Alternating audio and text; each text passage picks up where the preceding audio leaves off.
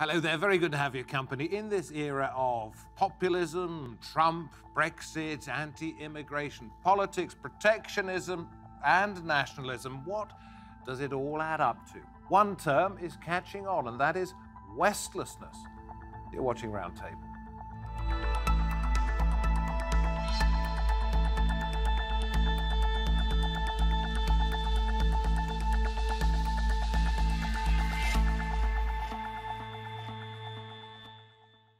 Very good to have you along. I'm David Foster. We are talking on this programme about the idea of Westlessness. Is it more than just a neat play on words? Does the West know what it's for anymore? And are we seeing a shift in the global order?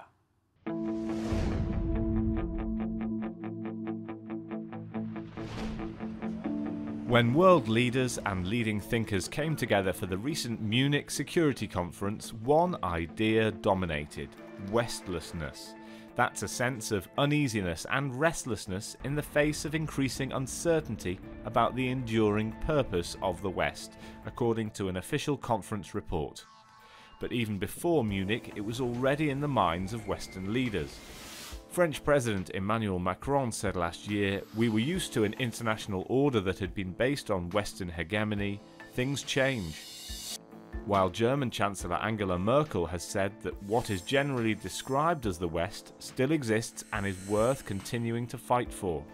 So is Westlessness more than just a neat buzzword? Are we seeing a significant shift in the world order? Very pleased to say that with me at the round table today we have Stephen Chan, Professor of World Politics at SOAS University. We have Ulrike Franke, Policy Fellow at the European Council on Foreign Relations. Domitila Sagramoso here too, Lecturer in Security and Development at the Department of War Studies, King's College London. And Patrick Wintour is The Guardian's diplomatic editor. Great to have you all with us. Westlessness. Ulrike, let me come to you first of all. And then Patrick, as you were at the conference where this term was coined, the Munich Security Conference. What was the idea behind the word Westlessness? I mean, it's a big discussion, to be honest. And it was interesting because in Munich, there was a lot of talk about this term, which is interesting because Munich Security Conference always has these titles, but no one really cares. But this time, Westlessness definitely resonated. And so a lot of people said it was too defeatist. It said that the West didn't matter anymore. But to be honest, I think it really kind of grasped the mood of the moment, because I think it is true that the West is kind of, losing cohesion internally and is losing importance and influence externally. And so, talking about Westlessness does strike me as relatively, correct. Okay, we'll get everybody's take on this one. The West, perhaps, Stephen, looking for a new identity? It needs to look for a new identity. I wouldn't go so far as to say there's no more West anymore, but certainly a great deal of influence has been lost, and a great number of power challenges and economic challenges are now looming. And above all, a huge loss of Western credibility in the emerging world.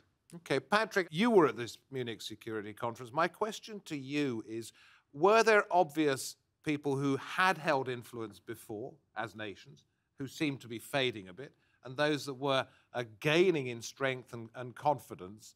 What was the prevalent mood? Well, I thought it was very rare to have a single word that can encapsulate a debate that's led to many, many books being written, and it managed to work as a word all the way through the conference. I mean, many people debated what it meant at the same time, but I thought the important part of it was the degree to which the West, as being Europe and America, that relationship had broken down, and we were also seeing the rise of China, India, and therefore an era where the West had been predominant was coming to an end. And just I thought it worked as a phrase, and I thought it worked as a debate. Well, one of the phrases that was used there as well was the decay of the West. What did you make of that? Well, again, I think you really need to, after you've admired the phrase, you then have to ask what it means. And I thought the striking aspect of the conference, which is maybe been a theme ever since Donald Trump's become president, is the degree to which there's an anxiety about the relationship between Europe and America. There was a very large American delegation that came over, maybe more than 40 congressmen and women, the Secretary of State, the Defense Secretary, and from America. And the point they kept hammering home was the degree to which China was a threat. And you could sense there was an unease amongst the Europeans there about the way in which China was being manhandled by the Americans during the 3 days of the conference. And Domitilla, is this the sense you get, that it is about American fears, about being sidelined perhaps to some extent, that the rise of some powers, the obvious ones, China, Russia to some extent, Middle Eastern powers such as Saudi Arabia and Iran, we could argue about that in terms of where they're going. But do you get the sense that the US is frightened about this? I'm not so sure that the US is frightened, because I think the US, to a certain extent, is part and parcel in its policies. I'm not saying promoting it, but to a certain extent, retreating from many regions quite voluntarily. So to a certain extent, it is contributing a bit to this Westlessness. The trouble is that we really don't know what we're talking about. So are we talking about the West as sort of the North Atlantic Alliance, or the West as Europe and the United States and its influence globally? So from the geostrategic point of view, are we talking about particular presence in specific regions, in Middle East, Latin America, Asia? Are we talking about values? If we talk about values, I think Western values remain valid, relevant, and even though they are not necessarily painted in such way, they still remain very powerful. If we had to pick one of the ones that you've just put into a category, which one, Stephen, you first of all, which one should we be talking about? I think that one of the things that came through at Munich was about values. Pompeo mentioned this in his presentation. It's not just geopolitical and economic domination. It's very, very much about so-called Western values being under threat. Those values underpinned a hegemony in the world system. Without those kinds of underpinning values, then the whole thing seems open to particularly Chinese and Islamic. And would those values be, as one definition is here, a commitment to liberal democracy and human rights, to a market-based economy, and to international cooperation in international institutions? Are those the underlying values? I think that those are underlying values. Not all of them are endangered. People have their own version of how these values can be taken forward, but no longer just the Western interpretation of how these values can be taken forward. So for me, I'd say it's really important. All of these issues that Domitilla just outlined are really important. And the point about Westlessness really is that all of these things happening at the same time, right? It's not just the values debate. It's not just a debate about the transatlantic relationship between the United States under Trump and Europe. It's not just a debate about, major decisions about geopolitics being no longer taken in, Geneva and New York, but rather in Sochi and Astana, as the German president in Munich actually pointed out. I think the point is that all of these things are happening together, and this is really what makes Westlessness, and this is why this resonates so much, because there are so many issues happening at the same time. Again, internal cohesion problems between the US and Europe, but also in Europe internally, and then external issues, a loss of influence because of a rise of China, because of a more assertive Russia, etc. And so it's really important. It's a realignment. Patrick, feel free at any time to jump in. But I've got this point for every one of you here. It was, more than 100 years ago, probably. There was a guy called Oswald Spengler, wrote a book called The Decline of the West. And it hasn't declined so far. So as a diplomatic editor, a well-traveled journalist, it's a bit like Mark Twain, isn't it? Reports of the West, death, etc., etc. Yes, well, in fact, that's a phrase that Mike Pompeo, I think, used in his speech, and he asserted the West was winning. I think some of it, though, comes back to the uncertainty about the use of military power, which, again, goes back to the Iraq War. And what we've seen in Syria is the impact of non-intervention by the West, partly because of the failure of the Iraq War and, to a lesser extent, the Libyan War. And now we've seen instead, and I think it was the German foreign minister who made the point, is how has this pendulum shifted so quickly that decisions about the future of Syria being made in Astana and Sochi, and they're not being made in Geneva or New York, where the UN main headquarters were. And part of that, I think, comes from the just the inability or unwillingness of the West to use military power in the way they have in the past. And without at least the credible threat of that use of military power, your economic power, your values are immeasurably weakened. And Domitilla, you're nodding, I imagine, in agreement with that. Yes, I mean, if I think of Russia, which is the area that I cover most specifically, I think what has proven so successful from the Russian perspective was their readiness by the leadership, by Putin, to really back up many of his positions with the use of force, whether we like it or not, whether it's been done in accordance with international law or not. There's been a very clear strategic objective and the use of force or even of economic power behind it. Whereas the use of force in the West has been a lot more complex, incoherent, without necessarily a clear strategy behind. And I think what was very interesting, I was reading regarding the conference, was this idea that the United States has a lot of power it is not ready to use, and Europe feels it needs to use power, but it still doesn't have necessarily organized its capabilities. So I think that a lot will be on sort of the readiness of capabilities and the willingness to use force to match our engagement in areas that are increasingly very relevant, especially if we look at it from the European perspective. Okay, deals done in Astana and Sochi, lack of military intervention, some examples of where the West has perhaps held itself back or been seen to be sidelined to some extent. What other examples can you think of? I think it's not just a question of using force or not using force. It's what are you going to do after you've used force? The whole idea of blowback for the unwise use of force. What happened in Libya, what's happened in Iraq and Afghanistan now, pending the American withdrawal from that particular country. People go into these arenas with force, with forceful intentions, but without any real capacity or planning as to what they're going to leave behind. And this is meant to be something which would leave behind Western values. And what is left behind instead are all kinds of anarchic avenues for values that are certainly not So Western. Spengler should perhaps have written his book 100 years later, if that were possible. I don't know. I mean, I think there's always this tendency about thinking that it was also much better in the past, right? I mean, especially, so I'm German originally, and especially in Germany, there seems to be this idea now that, you know, if only we could go back to the 1990s where, you know, it all was great. And I don't think that that's quite right. I mean, it's not as if the West was ever an enormously coherent, always acting together entity. There were always issues. And so it's not as if the West is going to disappear tomorrow. But I think there are these challenges that we outlined.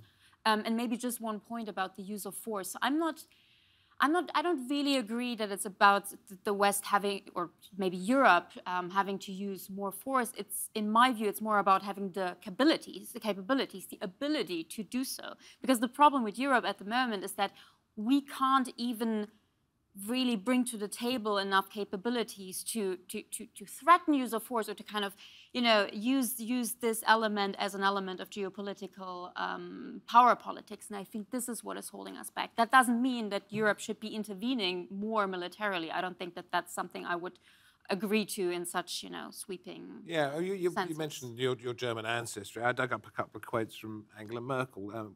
The West is not a closed entity. What is generally described as the West still exists and is worth continuing to fight for. But fight for in what way? Anybody on that one? Patrick, Domitilla, I don't know.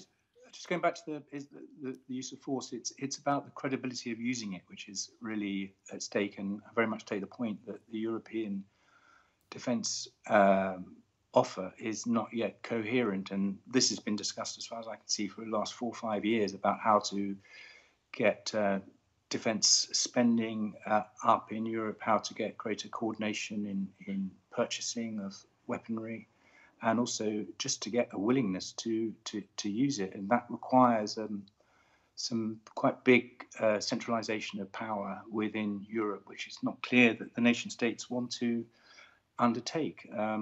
And the other threat to it, I think, is the difficulty that if the UK is no longer in the European Union, a different structure is going to have to be found because the two main military powers inside the European Union are the UK and France. And as yet, there's no coherent plan to have a British involvement in a kind of European defence force.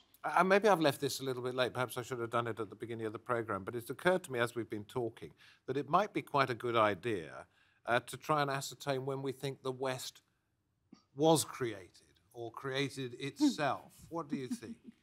Well, I mean, there's the argument that it all started in our era after 1945 with the creation of several institutions, both globally and also, in Europe and in the sort of Euro-Atlantic alliance, and sort of that marked the beginning of a more cohesive relationship and a stronger relationship, which was institutionalized between Europe and the United States. But as I agree with Ulrike, I mean, we have periods of the Cold War history when the challenges from the Soviet bloc were also very strong. And there was not necessarily a sense that the West was predominant. In the 1970s, there was a lot of concern over sort of the relationship of forces that were falling in favor or going in favor of the Soviet Union. So I think we've gone through periods of sort of Westlessness in the sense of not the West being so strong globally, but or being challenged globally.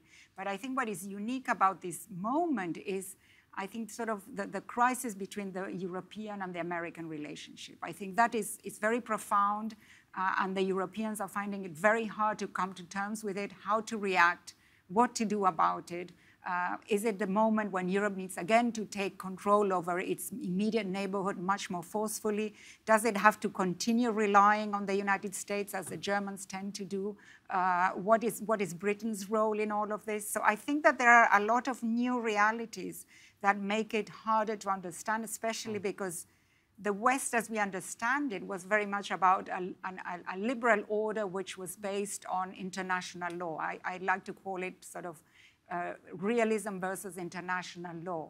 And I think that we are losing a bit of that. And we are living in a very complex, shifting environment where we don't really know what the new rules of the game are. And we'll come to Russia in just a moment, which is one of your areas of expertise. I will not leave that one out. But in terms of where we are now, if the West was effectively created after 1945, and the foundations are looking a little bit shaky now, and it's not just because of lack of military intervention, lack of clear leadership, the split between Europe and the United States. Is it about technology as well? Because this is changing the world in so many different ways. Is it possible to re-establish the old order if the new order has taken over? I think technological advancements are now global. You have far more electronic development in places like China and India, for instance, than in many parts of the United States. And of course, even insurrectionary groups have now become masters of how to use the new technology in terms of electronic communications and organization. So that much has become globalized. There's no longer a Western province. To reestablish leadership of that particular sphere of activity is going to take major scientific reinvestment in the West. What I'm wondering is, in fact, if it's a little bit like, the castle, the house built on sand, that it looks fine, and then suddenly it starts to go, still looks okay, and then whoosh, it's all gone. That the technological advancements we've got at the moment are going to see everything pretty much as we knew it swept away. I'm not so sure. I think I wouldn't say that the technological changes have caused the main issues of Westlessness that we discussed. I think some of the technological advances are exacerbating some existing tensions. And this was really something we could also see in Munich, because there is now this clear competition between the United States and China in the technological realm, and specifically when it comes to this debate about 5G telecommunication. There's this sense that this is a fight between the US and China, and Europe is somewhere squeezed in the middle. And so I think we're seeing technology become more of a geopolitical issue and an element of geopolitical power, really. So that doesn't exactly help this whole problem. But I don't think that it's because of the technological changes. Okay. But it's an element in it. It is definitely an element. Patrick, do you think there'll be winners and losers in this? Or is that far too simplistic? About technology? No, just about the West versus the rest, if you like. Well, history doesn't ever stop, so there may be a winner for 10, 15 years, but there'll be another winner coming along. I think the West is going to have to move over to a degree and accept it has to share power in a way that it hasn't really felt it's needed to before. That's true. But just on the technology point, I think one of the fascinating things is the way in which technology and democracy may yet come to each other's rescue, because I think if you look at the Middle East and you look at values, the degree to which ordinary Saudi Arabians, ordinary Emiratis have access to all kinds of social media and can discuss anything they wish within quite repressive regimes. I don't think those repressive regimes are going to be able to survive indefinitely when they're facing this free flow of information. I mean, even when I was in Tehran, which is obviously a very authoritarian regime, it was not beyond the wit of man to be able to access any website that they were trying to prevent me looking at. And most ordinary Iranians are on Western technological sites and have access to what's going on in the West. So I think there's a kind of desire by these authoritarian regimes to use technology to repress their societies, and I don't think it's going to work. Okay, so technology is changing society in ways that we can't even imagine at the moment. Domitila, what about Russia? Is it simply interested in being nationalistic, protecting its borders, making sure that it has what it wants internally, access to the Mediterranean pipelines, etc., etc.? Or does it want to expand its influence, in other words, to challenge the West in the same way that China perhaps is doing so? Or is that just something we imagine? No, I think there are both elements are correct. I mean, on the one hand, the model that has been developed by the Putin regime, I think, is not very sustainable in the long term, both politically and economically. And ideologically, Russia, with Putin, has gone a bit back to its sort of sense where it feels comfortable, in a sense, playing a bit of sort of great power politics. We are partly responsible, not entirely, but the way we approached European security didn't really include Russia fully in the way that Russia expected, and that created a perception, rightly or wrongly, of being encircled again in some way by the West and being pushed further towards Asia, and that created great anxiety and resulted in Russia sort of behaving much more assertively in its neighborhood. But together with its sort of success, at least in terms of energy production and exports, and the wealth that it gained in the 2000s, allowed it to sort of implement its power in ways which traditionally, or at least during the last decades, the West was no longer used to. I mean, the way of using hard power instruments in the way that Russia did or is doing is not something that the West was familiar or was ready to accept.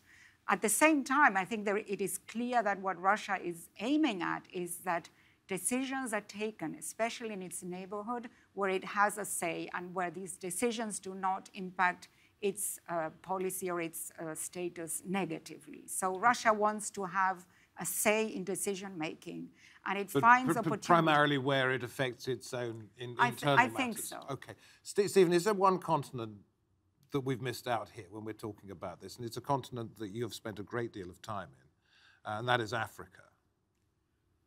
Africa is rising, and it needs to be treated with a much greater deal of respect than what it's getting right now. I mean, Secretary of State Pompeo's recent visit to certain African countries was underwhelming. He obviously went underprepared and underbriefed in terms of how he should relate to African heads of state that he met. He basically spoke much as he spoke at Munich, basically in sound bites about American power, American values, and that America is winning.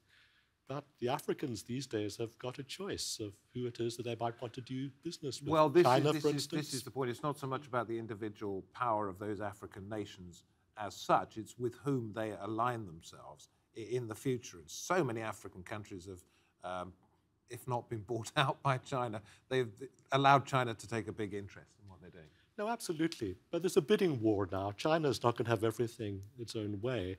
And the Chinese started slowly with a huge number of mistakes. They're getting better at that now. But the American policy towards Africa, for instance, has also had a very slow start in the Trump administration. There was no Assistant Secretary of State for Africa for the first 2 years of the Trump administration. This was a disaster as it played out in Africa. Okay. This empty rhetoric, as described by Stephen when it came to Pompeo talking about what's going on in Africa, the vacuousness, the lack of appointments here. Has America massively underestimated what is at stake here? I don't know whether it's underestimating it. I think that the current administration under Trump is just looking at the world in different in a different way and looking, for instance, at the world very much through an economic lens. And so I think it's a different approach, and a lot of observers look at this and think the US is losing its influence and is kind of playing the wrong game. So if Trump goes, will that change? For the better for the US, for the better for the West?